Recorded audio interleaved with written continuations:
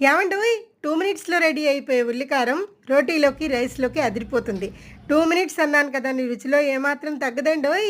2 ఉల్లిపాయలని సన్నగా కట్ చేసుకుని, ఒక పచ్చిమిరపకాయని, కొంచెం కొత్తిమీర సన్నగా చాప్ చేసుకుని, మనం కట్ చేసుకునే ఉల్లిపాయలని చేత్తో కొంచెం ఇలా నలిపేసుకుంటే తినేటప్పుడు చక్కగా ఉంటుంది.